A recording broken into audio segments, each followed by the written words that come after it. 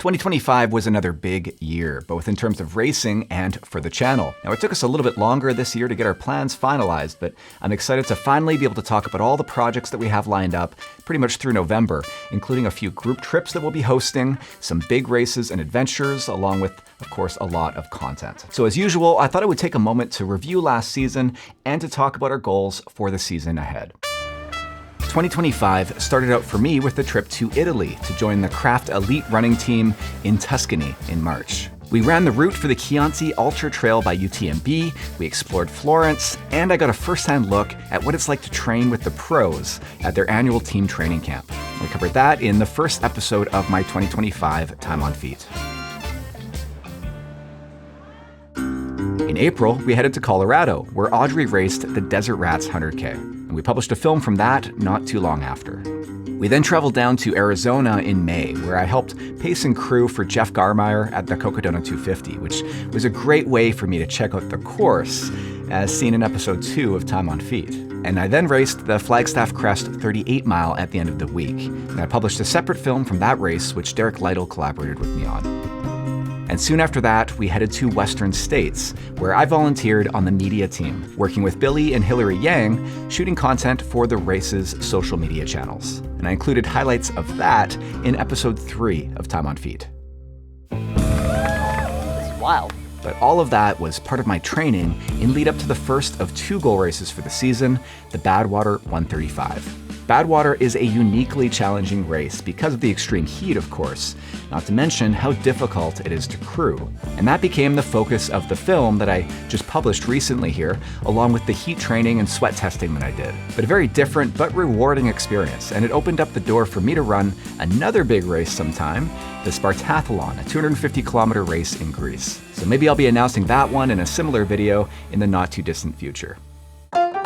After Badwater, it was time for us to head to Europe for the rest of the summer. Audrey had been hosting a women's-only trip, fast-packing on the Altavia 1 in the Dolomites, after which we met in Chamonix. We spent 2 weeks there exploring some of the surrounding trails as I began to get my mountain legs back, and we got to take in all of the excitement of UTMB. You can see all of that in episode 4.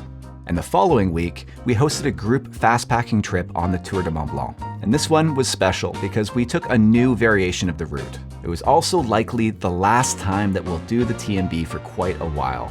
I've run the route now 4 times if you count UTMB, and Audrey 5, so we'll be focusing on other routes for the near future.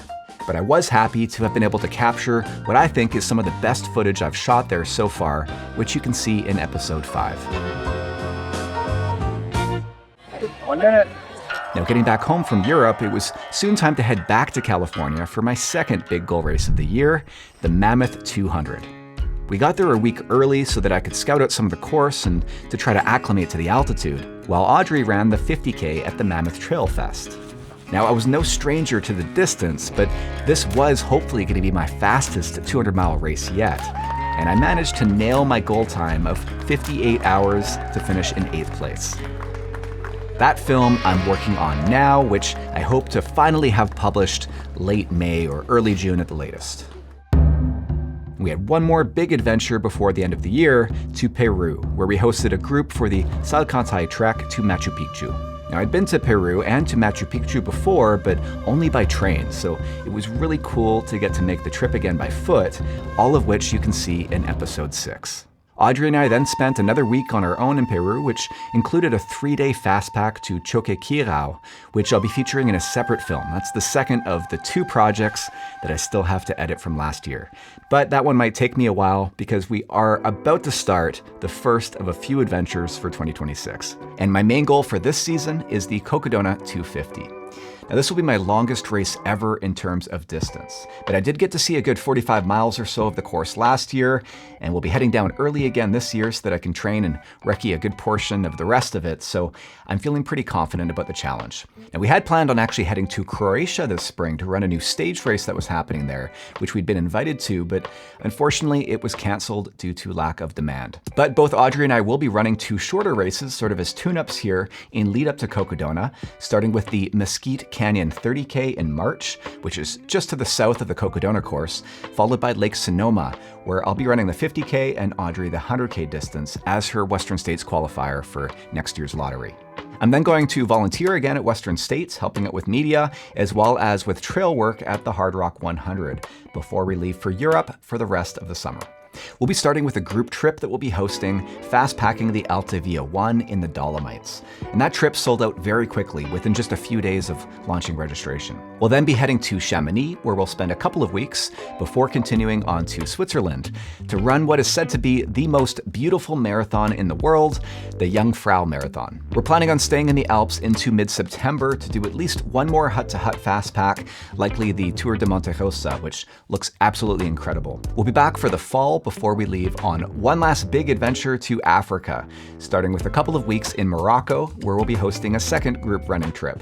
And we're really excited to visit the region for the first time, and apparently so were many of you, because that trip sold out within just a week or so as well. But Audrey is about to launch registration for her women's only trip for this season, which will be a hut-to-hut in the Swiss Alps in early August, right before our trip in the nearby Dolomites. Be sure to subscribe to the newsletter to hear about that as soon as registration opens. From Morocco, we'll be continuing down to South Africa, where we'll both be racing the Ultra Trail Cape Town 100-miler as our qualifiers for next year's Hard Rock 100 lottery.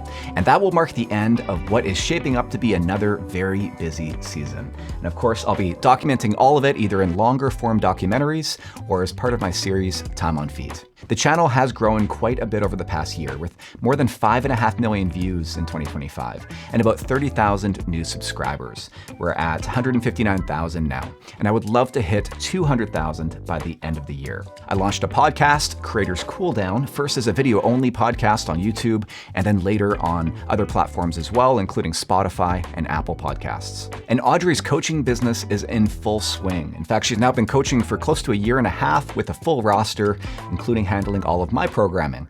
And last but not least, in the summer, I began leasing this dedicated studio space.